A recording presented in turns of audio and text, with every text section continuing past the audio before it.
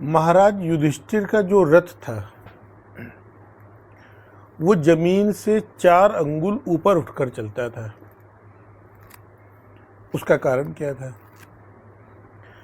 महाराजा युधिष्ठिर जी बहुत ही विनम्र, क्षमाशील, दयाशील, सत्यवादिता, उनमें हर प्रकार के गुण थे और ये गुण बचपन से ही थे।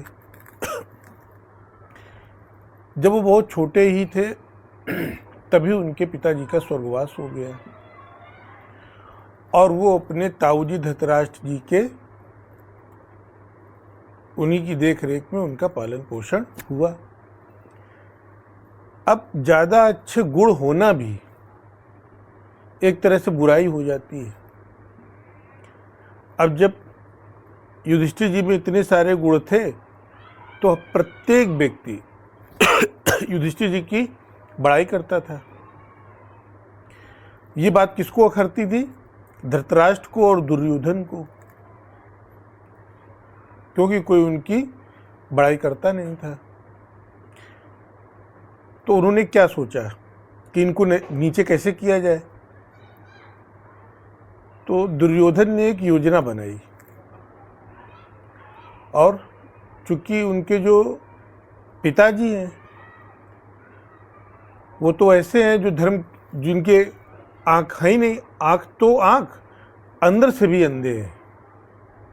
जिस प्रकार से दुर्योधन ने योजना बनाई उसी योजना को उनके पिताजी ने सहमति दे दी और वो योजना की थी कि इन सभी को वारणावत भेजा जाए मेला देखने के बहाने। और जब ये लोग वहाँ चले जाएंगे तो होगा क्या कि फिर हम इनकी संपत्ति पर अधिकार कर लेंगे। और हुआ भी वही, क्योंकि धृतराष्ट्र की बात युधिष्ठिर जी बहुत मानते थे। तो पांचों भाई माता कुंती के साथ में वारणावत गए और वहाँ पहले से ही दुर्योधन ने लाक्षा भवन तैयार करवाया था जहाँ पर रुके हुए थे। अब जहाँ वो रुके थे तो इन लोगों ने जो योजना थी आग लगवा दी, लेकिन विदुर चाचा की सहायता की वजह से उनके प्राण बच गए और वो जंगल में भाग गए। जब द्रौपदी जी का स्वयंवर हुआ तो इन लोगों को ये जानकारी हो गई कि ये लोग अभी जीवित हैं। तो धृतराष्ट्र ने फिर उनको संदेशा भेजा और उनको फिर वापस बुलवाया। युधिष्ठिर जी ने फिर उनकी बात मान ली और जब वो अपने यहाँ रहने लगे तो कुछ भूमि उनको दे दी।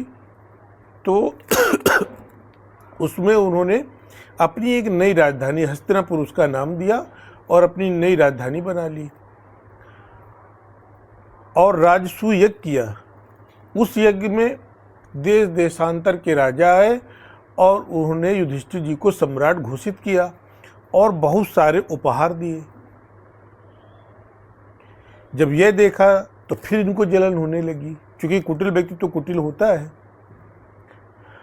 और जो भी योजना दुर्योधन बनाता था अपने पिताजी को शामिल कर लेता था। वो जानता था कि मेरे पिताजी तो अंधे हैं ही और दोनों प्रकार से अंधे हैं, मन से भी अंधे हैं और सामने से भी अंधे हैं।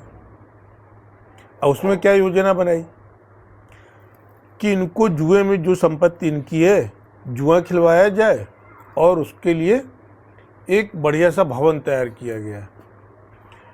धृतराष्ट्र का संदेशा गया और युधिष्ठिर जी ऐसे थे कि हर बार जानते हुए भी कि ये मेरे साथ इतना छल करते हैं, इनके पास इतना कपट है, फिर भी वो उनकी बात मानते रहते थे क्योंकि धर्मराज थे। अब संदेशा गया तो युधिष्ठिर जी आए। उसमें क्या हुआ कि शकुनी मामा ने कपट भरी चालें चली और ये युद्ध में उसमें जुए में हार गए। यहाँ तक कि द्रौपदी जी को भी हार गए।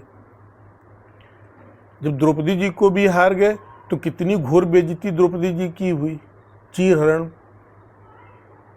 यदि एक सामान्य व्यक्ति होता और उसके सामने उसकी पत्नी का कोई उसके साथ दुर्व्यवहार करे तो वो क्या बर्दाश्त करता? नहीं करता। फिर ये तो 5 महाधनुर्धारी थे, लेकिन धर्मनिष्ठ होने के नाते क्योंकि हार गए हैं इसलिए ये चू तक नहीं किए और इनका सब राज्य ले लिया। लेकिन जब विदुर चाचा ने इनको समझाया धृतराष्ट्र को, तो फिर उनका राज्य वापस दे दिया। लेकिन दुर्योधन है कि मान नहीं रहा है। अभी एक बार जुआ हुआ तो अब दोबारा फिर चाहता है कि किसी न किसी प्रकार से इनकी सारी संपत्ति मेरी हो जाए। फिर पिताजी को शामिल कर लिया उसी योजना में और फिर जुए का कार्यक्रम रखा गया। यद्यपि युधिष्ठिर जी जानते थे कि मामा शकुनी ने मेरे साथ कपट भरी चालें चली हैं और दुर्योधन का भी स्वभाव जानते थे, तो इनको मना कर देना चाहिए। लेकिन मना क्यों नहीं कर रहे हैं? क्योंकि ताऊ जी का आदेश है। इसलिए फिर आए और जुआ खेले। जो पहले सोचा था होना वही था, फिर वही हुआ। अब की बार सारा राज्य हार गए और वनवास फिर चले गए और अज्ञातवास। तो एक बार की कथा ये आती है कि जब पांडव लोग वन में थे तो किसी काम से ये लोग बाहर चले गए और द्रौपदी जी अकेले अपने कक्ष में थी।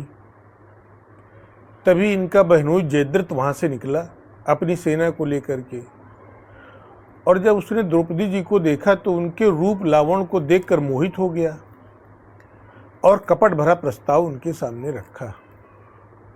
द्रौपदी जी ने उसके प्रस्ताव को अस्वीकार कर दिया। अब इसने जबरदस्ती करके अपने रथ पे बिठा लिया।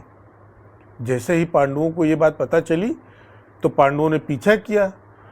अब इसने देखा कि अब तो हम पकड़े जाएंगे, तो द्रौपदी जी को इसने रथ से उतार दिया और भागा। तो भीमसेन ने इसका पीछा किया और इसको बंदी बना लिया। भीमसेन युधिष्ठिर जी के पास में ले आए। युधिष्ठिर जब उन्होंने देखा कि ये तो मेरा संबंधी है, बहनोई है, दुर्योधन का बहनोई तो मेरा भी बहनोई, तो बहनोई समझ करके उसको छोड़ दिया। ये इनकी धर्मशीलता थी, दयालुता थी। एक बार क्या हुआ कि वन में जिस ब्राह्मण के यहाँ ये रहते थे वहाँ पर अग्निहोत्र करने के लिए वो एक वृक्ष पर टंगी रहती थी। तो एक दिन एक हिरण आया और खुजलाते समय उसने वो अग्निहोत्र को अपने सींग में फंसा लिया और भाग गया। अब उस ब्राह्मण ने इन लोगों से कहा, पांडवों से, कि अब अग्निहोत्र का कार्य हम कैसे कर पाएंगे? यदि आपसे संभव हो सके तो उस हिरण से आप छुटा करके ले आइए। तो युधिष्ठिर ने आदेश दिया। तो उसके पीछे गए, भीम गए, अर्जुन गए, नकुल गए, सहदेव गए। वो भागता चला जा रहा है और आंखों से ओझल हो गया, तो वो कहीं दिखे ना। तो जब भीम जी युधिष्ठिर जी वहाँ पर गए अंत में, तो देखा कि वहाँ की घटना कैसी थी कि एक तालाब था। तालाब के किनारे एक बहुत बड़ा यक्ष था। उस यक्ष ने कहा कि ये जो आपके भाई हैं, मैंने इनसे प्रश्न पूछा तो ये बिना उत्तर दिए और पानी पीने की कोशिश करने लगे। इसी से ये निर्जीव पड़े हुए हैं। यदि आपने भी ऐसी कोशिश की तो आपकी भी वही दशा होगी। तो ऋषि का नहीं, हम आपका उत्तर देंगे। तो यक्ष ने जिस प्रकार से प्रश्न किए उन प्रश्नों का समुचित उत्तर दिया।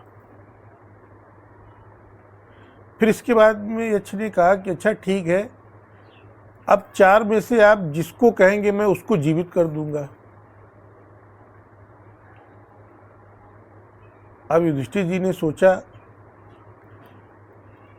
कि अगर नकुल को हम कह दें तो हम दोनों भाई बने रहेंगे, तो उन्होंने नकुल के लिए कह दिया कि ठीक है, आप नकुल को जीवित कर दें। अब उससे अच्छे ने पूछा कि आपने नकुल के लिए क्यों कहा? तो उन्होंने कहा कि ऐसा है कि मेरे पिताजी की 2 भार्याएं थीं, कुंती और माद्री, और माद्री से नकुल है, तो एक माँ का तो मैं बेटा हूँ, उपस्थित हूँ, और यदि माद्री जी का भी बेटा उपस्थित हो तो मैं दोनों भाई सामने बने रहेंगे।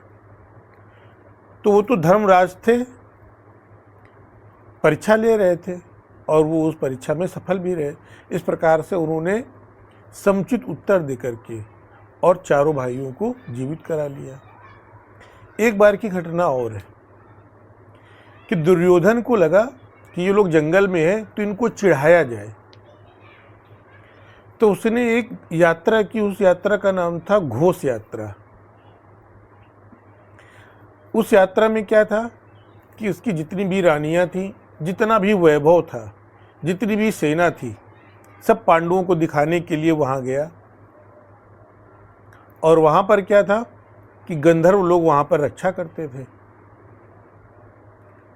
तो गंधर्वों से इसका युद्ध हो गया। युद्ध में दुर्योधन हार गया और पूरी रानियों सहित सेना सहित गंधर्वों ने दुर्योधन को अपना बंदी बना लिया। और जब ये बात पता चली युधिष्ठिर जी को, तो उनको बड़ा क्रोध आया। क्यों? क्योंकि वो भले ही मेरा शत्रु है, लेकिन है तो भाई ही। अपने सभी भाइयों से कहा कि जाओ, हर प्रकार से गंधर्वों को हरा करके और दुर्योधन को वहाँ से निकाल लाओ। उन्होंने वही किया, गंधर्वों को हरा दिया और दुर्योधन को मुक्त कराया।